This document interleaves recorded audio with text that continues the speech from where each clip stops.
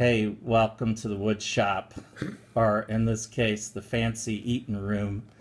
We're on the fancy eating room table, and it's the pool table. Jed Clampett reference for. So it's Mary McCarowitz here, and the pre-release Glowforge working on materials today. And what you see in front of us is what here? Well, I was going to talk about if you're looking to source wood and some potential ways where you can get some nice wood for small pieces from odds and ends. Okay. Well, this is my brother Michael, and he inspired me a lot in my own woodworking stuff and taught me a lot, and we worked together in many projects. And we both work for the same carpenter that grew up down the street. Uncle Ricky, a Lithuanian, immigrated when he was 12. No, he was 3. 3, oh. Yeah, he flunked kindergarten because he couldn't speak English. Oh, pigeon fancier, World War II pigeon communicator, and all around amazing carpenter. But anyway, so he built his cabinets finally after 40 years for his kitchen in his house, and you'd go into this kitchen and they were cherry. And they were cherry, but then he made the soffit out of strips of different kinds of wood. He'd be driving along, he'd see a tree, he'd pick up the log and he took it home and he'd mill it, and he had probably 50 different woods, mostly from Missouri, that were different, same woods but different grain pattern but he was able to at least tell where that tree came from, where that log came from, and how long he'd had it. So he had a good memory for wood and a good eye for wood. I'm not quite as good as he is, but I do like to find different wood.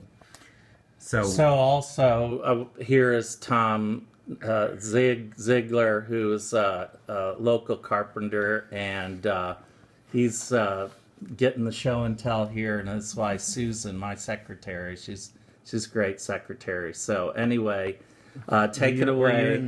So yeah, she was she signed the delivery. She signed the delivery of the Glowforge. So anyway, so let's go with the wood now, Michael. Yeah. All right, so if you're looking for wood, this is some of the places that I've sourced wood and collected over the years. And this one is just as simple. It's a red oak, and this is, I'm 90% sure that this is from a pallet. And so a lot of the pallets that are made in Missouri are made from oak, mostly red oak, which this is. And then sometimes you'll find some other things like poplar or cottonwood. But most of the pallets in Missouri are oak. Now, is this planed? This looks like it's this has been planed, okay. And I'm not sure why it's so dark. But so is a variation, another oak, a red oak, and you can see the nail holes in this one where I'm 100% sure this came from a pallet. So that it's just a little bit lighter, and there's lots of different red oaks and lots of different white oaks. And then the thing with pallet wood, you get lots of knots and stuff that you don't get probably in a wood store, and it takes some work to plane them down, but if you have a planer, it's nice.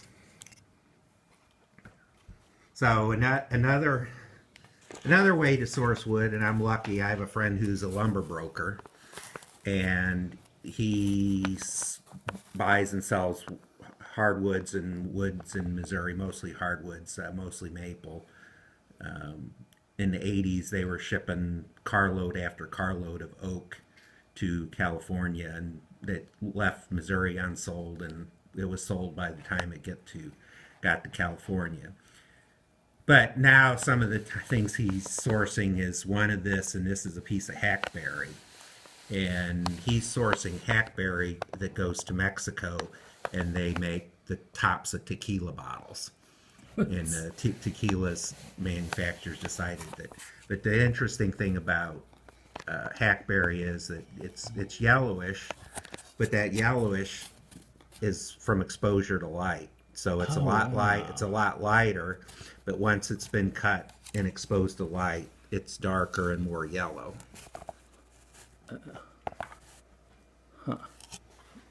So another one that I would have gotten from my friend is sassafras. So it's a dark brown wood. And that's the root beer sassafras, really? Well, originally, but nobody's going to do that because there's some compound in the root of sassafras, but that they say isn't good for you. So, but probably there's still some grandma making it. Yeah. So, and just want to get the edge grain.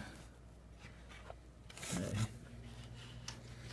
So another source of wood is from your own yard. So I had some box elder trees and was glad to get rid of them, but they're a kind of maple tree, and most of the time they're sold as just as a soft maple. And my friend, the lumber broker, sources and sells a lot of soft maple that goes into furniture parts and upholstered furniture. But the thing about this box elder is, and this has a couple things going for it. One, it's spalted, so that's a fungus that gets in the wood. It's a rot. If it kept going, it would be rotten, but it's by drying it in arresting you get the dark mineral in it from the fungus. But then also, that's when spalted wood like that is when wood turners talk about spalted wood. It's got interesting texture in their bowls and pens and things. Grain. And then the red is some compound that's in box elder that it usually when it's exposed to light it'll fade away. So one thing is use it inside a cabinet, so it's there when you open the cabinet, but you lose the red. And if you ever seen a box elder and it's a warm day in the spring or fall and the box elder red bugs come looking for warmth, then they're all red, and if you smash one, they're red. And so there's some kind of same chemical in the bug that gets into the tree, and so you end up with some streaks of red in the box elder. So you can all research what the chemical stuff's going on there. I always thought box elder was because that's the way they trim the tree in the shape of a box. You know how they had in the gardens. No, that's boxwood. Okay. Another source, I have a friend who's an avid recycler and salvager. So he has a band mill, and I've helped him on several. Recently, we milled a walnut tree that was 30 inches in diameter for the first 8 feet, and 28 to 26 inches the next 9 feet, and then the next 8 feet was 24 inches in diameter. And so we got a lot of nice walnut logs out of that. But this is a piece of red elm or white elm. I think this might be white elm. Elm is an interesting grain wood because of the interlocking grain, and one of the uses was making pulleys, because you could turn it round and subject it to a lot of abuse as a wooden pulley, and it wouldn't split. So that's the. Just want to look at that nice, interesting spot there. Okay. Yeah, I got a YouTube video. The first one I posted was of that. I'm not sure which we were sawing oak that day. And this one I know is red oak, and that's again from my friend who salvaged wood. That actually what you can see here on this edge, this is a number of years ago. I had a commission to make a map of the state of Missouri, and it was made out of every county was a different species of wood. And so this, I'm not sure what county this is the outline of, but I told Marion that with the Glowforge it was cheating because I had to cut out each county and individually on a scroll saw, and I'm jealous, but It's okay. You can use it. Bring your stuff. okay. And then another piece of elm. So there are some different types of grains that you see in there. That was elm. Yeah, I think that last one was elm. Not Yeah. oak. Yeah. Red elm. Red elm. Did I say? You said red elm. Red elm. So that's another piece of elm. Yeah. Now is that the elm tree we had in the front yard that they all died? No, different that species. isn't. No, that was. That's I think those were Dutch elm. slippery elm. Slippery elms. That's right, slippery elms. Yeah. Because the leaves would get all wet in the fall and I you'd don't think slip on that's- the sidewalk. I don't think that's why Okay. they call it slippery elm. I think it's when you peel back the bark and it was. Yeah, that's true. So then, just going back.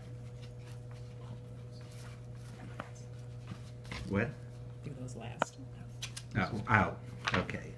So then this is, I think, yeah, this came from my friend the lumber broker. Now this will show you that the grain orientation in wood makes a difference. So this is sycamore, and that is quarter sawn sycamore. So it's cut so that the orientation of the grain is, you cut it out in quarters, and so you would be sawing radial and from the center to the outside, and whereas this piece of sycamore is flat sawn to rift sawn, so there's a little bit, I don't know if you can see that the grain's going one direction, that if you cut it this way then looked at it from the top, then that would be quarter sawn. So just the orientation of the grain shows different. So I got two. One is I got a full tabletop that's 30 inches by 40 inches in it's a mission style table, and all mortise and tenon with keys, and it's all one board of 3/4 inch sycamore. Looks just like that, not a knot on it. It's really nice piece of wood. I don't know, probably 80, 90 years old, if not older. And then Uncle Norm up in Pike County, Missouri, got an old barn, and it's big, 10 by 12 beams, and in the hayloft, the flooring of the hayloft is sycamore, and they're 32-inch wide boards, 15 feet long, and 1 inch full 4/4, and it looks like this. It's amazing, tight, no splits, no nothing in it. So this is a piece of cherry. So you think a cherry is a dark wood, but a lot of times cherry is fairly light with dark. But the thing about cherry is it darkens with age. So if you can put a clear finish on it and wait, it'll eventually darken. In older furniture that's cherry is a lot darker than something new. Most new stuff like cabinets that are going to have some sort of stain on it. So that's some interesting side. So yeah, so there's the growth rings there.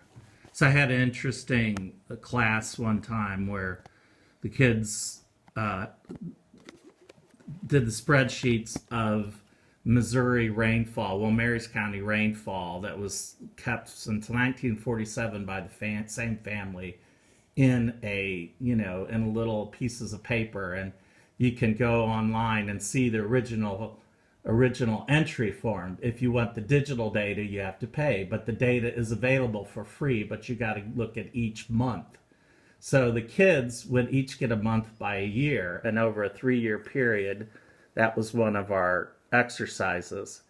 So after we got the rainfall and the temperature and did the graphs of that, then we got a tree that was, I think it was around 1925 it started, and we cut it, sanded it smooth, and looked at all the growth rings, and we plotted the growth rings in comparison with the rainfall and the heat and the cold, and it was the coolest thing just to see the graph follow right along with each other.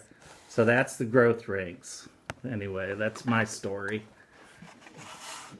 So this is poplar, tulip tree. It's a softer hardwood. It's used a lot when they talk about paint grade furniture. A lot of woodwork that's painted would be poplar, and it's a nice wood to work. Sand or planes easily, cuts easily, makes good molding. So used a lot for that. So, and this is a piece of ash, I think. Cricket bats and baseball bats. The correct Ash is clash of the ash. is a hard or strong wood. So, and another,